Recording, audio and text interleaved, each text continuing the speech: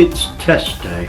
Minimal expectation, except that dawn will occur right around sunrise.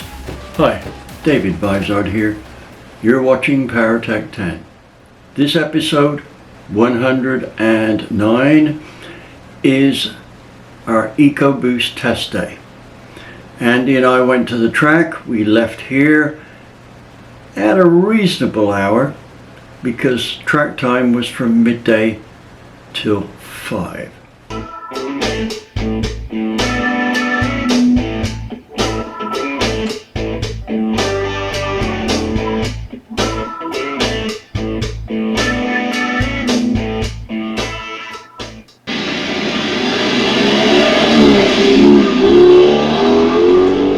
So David, what's your first impressions of the bushings since you had them installed?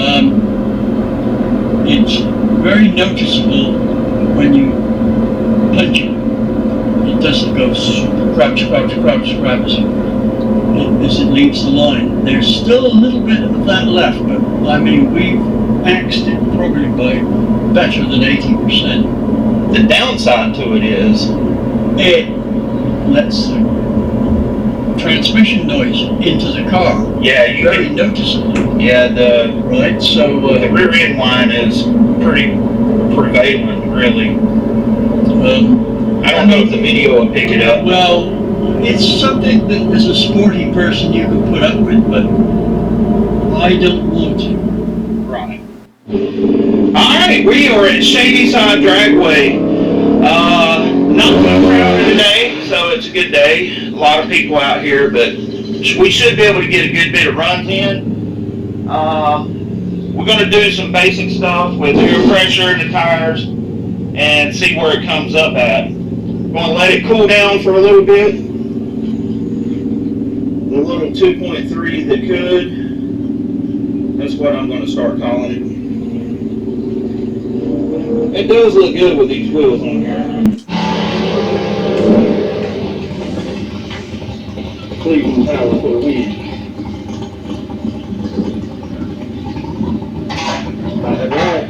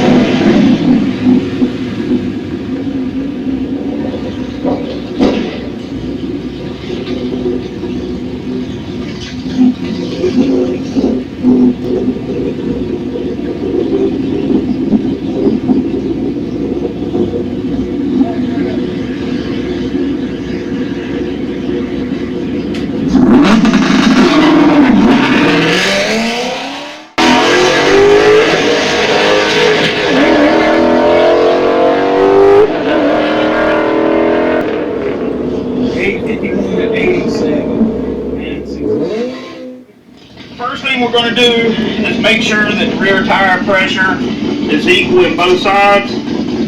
Right now we're at about 38. That's probably because we've been driving. We're going to get it down to about 30 to 32. So typically, I highly suggest getting one of these Ryobi air compressors. I'm not paid to say that by no means, but It's got a wheel in the back. yeah.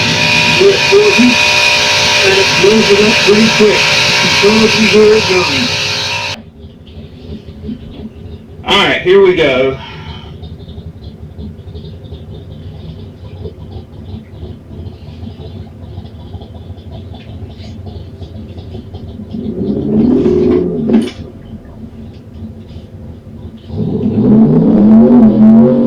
I believe this thing will handle just about any kind of power I try to bring up on it.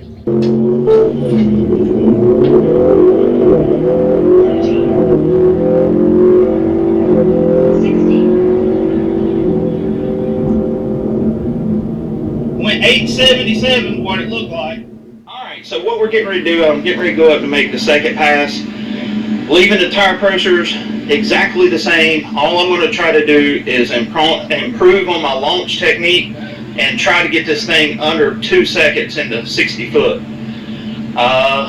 One way to find out. Let's go. Alright, we're up here for our second run. Not trying to break the world or nothing, but we are trying to get under 2 seconds, 60 foot. Hopefully I can coax this thing into building enough boost off the line to do that.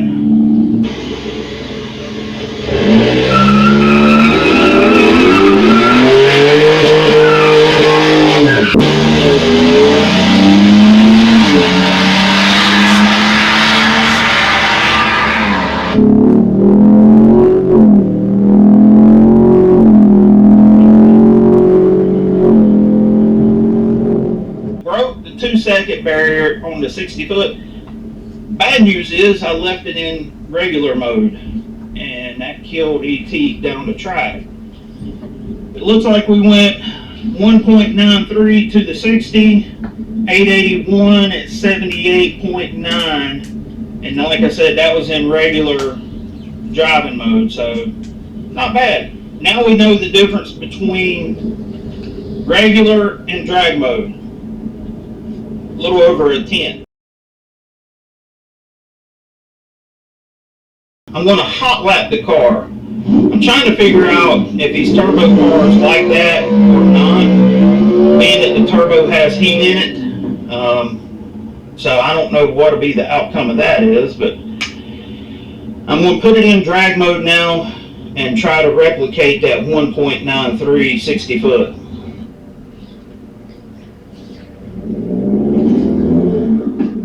Alright, drag mode check.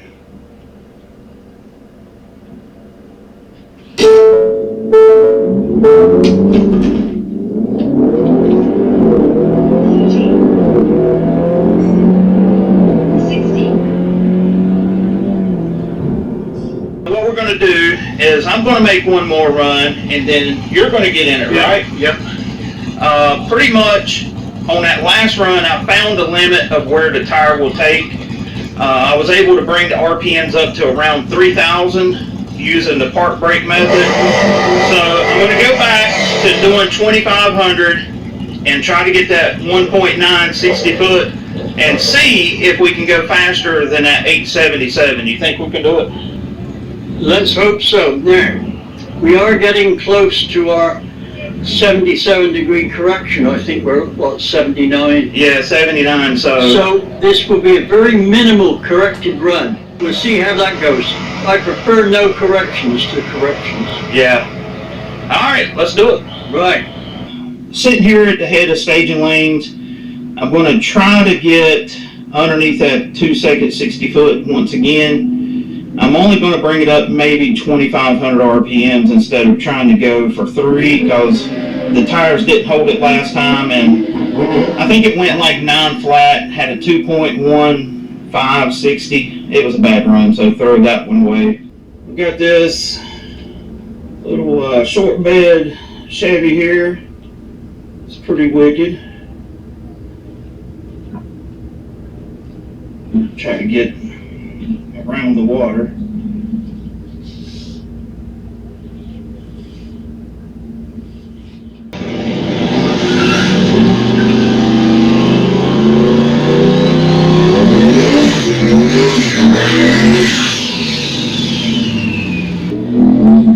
He might outrun me, but I'm going to take his head off on the tree because that's what I do. Oh yeah, we got a good one.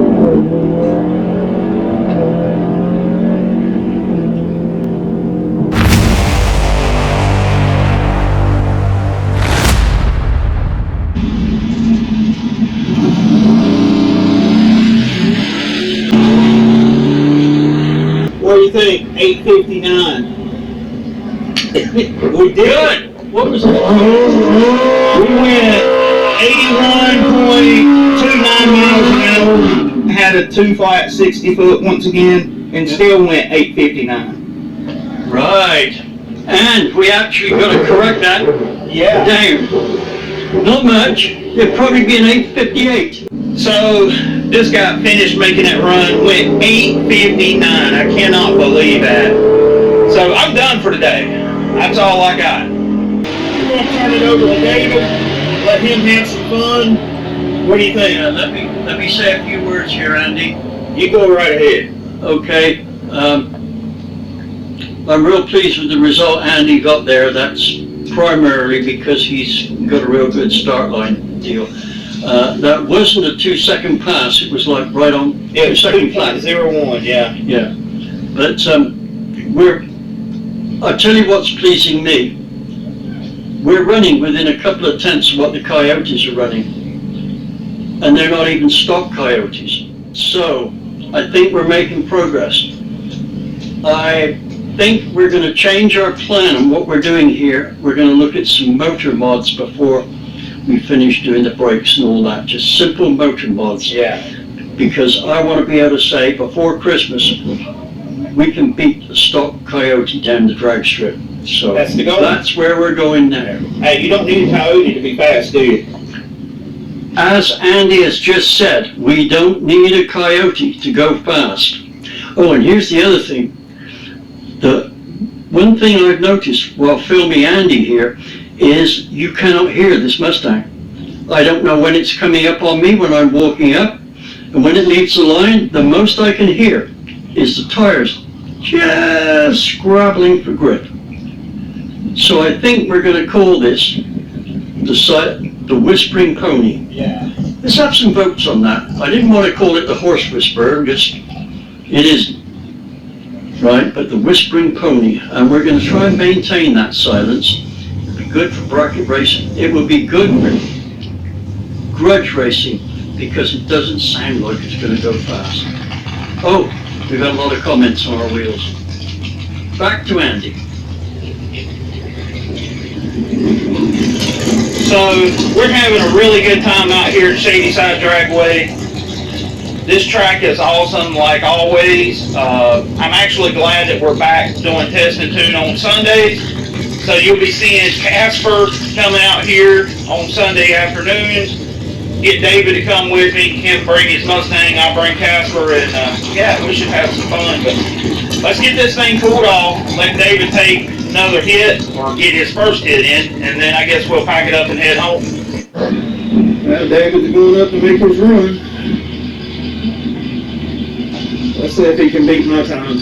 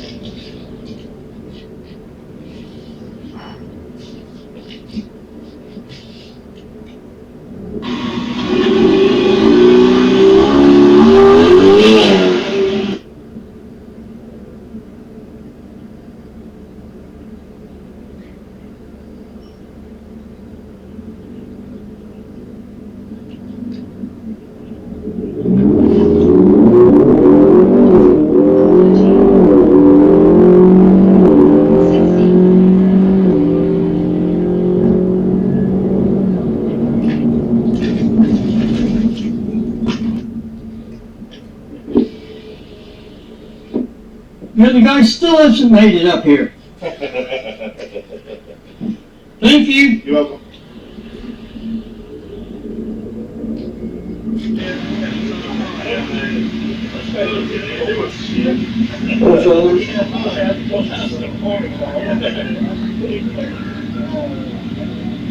We had like 10 cars, we had like 13 cars in this break. 30 went out first.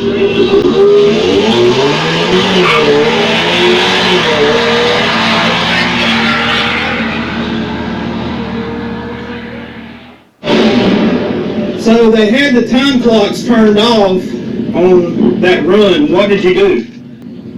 1.9766 for the 60 foot. Heck yeah! 8.50.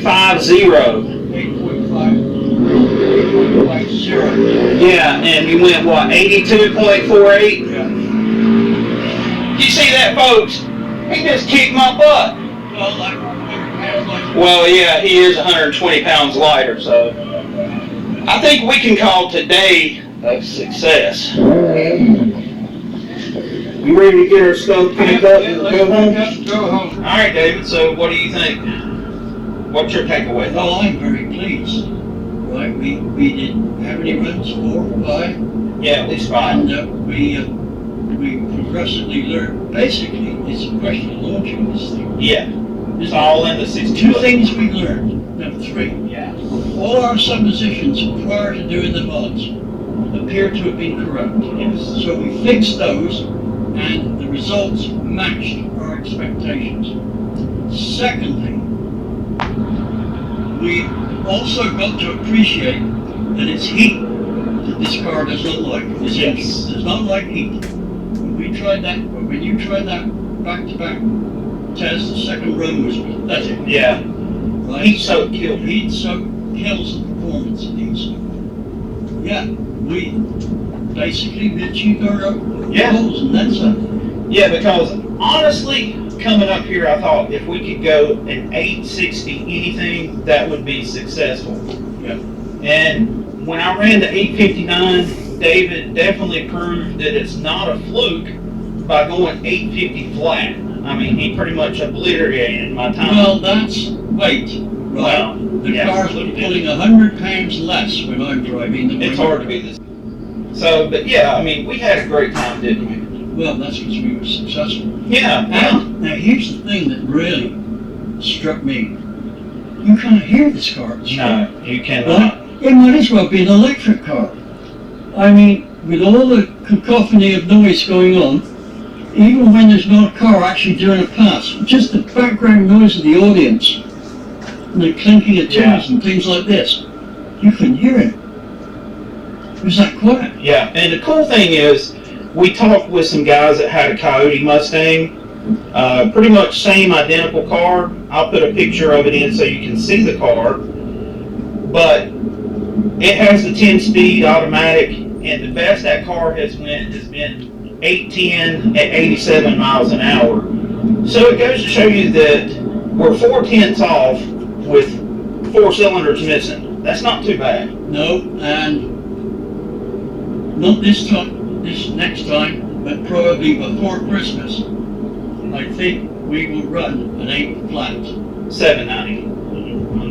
We will run better than an 8 flat. There you go.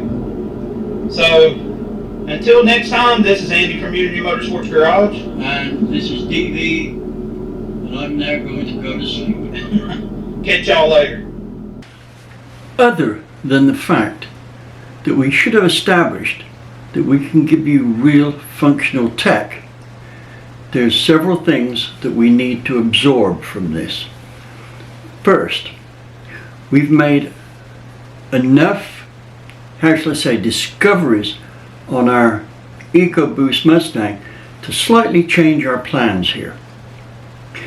When I made my pass, I had a sneaking suspicion that the temperature on the intercooler was rising very fast. Checking the temperature at the end of the run, that proved so. So the other thing was, we were running the same times as the that red Mustang, or the black one, I can't remember which, but a lot less mile an hour. And I suspect the loss of mile an hour was due to temperature in the intercooler rising too high. So we're going to prioritize much nearer the change of the intercooler, and we're not going to do a half-ass job here, because this will be a circuit racer ultimately. We're just going to go straight to a race grade intercooler. I'll make a bet that that adds a great deal of mile an hour to the top end, because we won't be overheating the intercooler. The next thing is, although our bushings were successful, they didn't get the job done 100%. It's still something there. I think that we're going to be investigating our subframe and wheel suspension location some more here, either with Steeda stuff or with MBR brackets, right? I'm going to do some research on that and see which is likely to serve us best. The other thing is we need to be able to make a better start from the point of view of our start line technique. Now Andy's got this down pretty pat. You'll notice that even though he was pulling 100 odd pounds more weight, his 60-foot time was still better than mine. Now, I'm thinking that we want something like a line lock. Now on the Mustangs that are the performance upgrade, they have a line lock in the system. The regular Ecoboost doesn't have that, but I've got something here that might fix that. I don't know if it's a 100% fix, but here it is. It's a Cobb tuner. Got that from American Muscle. I'm pleased to say this is my third order from them, and the stuff arrives promptly about 2 days later. Thank you guys. Anyway, we also decided we were going to do some testing with this for several reasons. It's not only can we tune the engine, but it's also a very good data logger, and the more you know about something, the more you can improve it. So that's another asset we'll have with that. But also the other thing is we can go from a tuned engine to a stock one, and a stock one to a tuned one very easily. So we can still try out mods that we say we're not modifying the engine, we're going to see what we do with the stock motor. So that Cobb will allow us to do that. But I think with the deals we've got there, by not this coming meeting but the following one, we will be looking at 8 flat or even less, and I'm hoping that we're hitting 85 plus miles an hour. We'll see. Also, we've got to find something to get that 60 foot down to 1.8 something. We're still off. The tire, those Continental tires can do it. In fact, I think if we had everything right, we could probably haul a 1.7 60 foot on a street tire. There's a lot of guys out there running with street tires. Let me know what you think or what you've been able to see with a true street tire. Not one of these drag radials or something like that, but a true street tire on an Ecoboost Mustang, or in fact any Mustang up with the independent rear suspension. Anyway, that wraps it up for now. So I'm going to let you guys go, and I want you to remember, we need you to subscribe. These trips off to the drag strip and testing like this don't come for free. We need your subscriptions so it increases our advertising revenues so we can go and do these things. Also, you Mustang guys, all of those of you that might have found us that are in Mustang clubs, subscribe and tell your buddies about it. The more subscribers we've got, the more complex Mustang stuff we can do. I will see you in the next issue. Thank you for watching.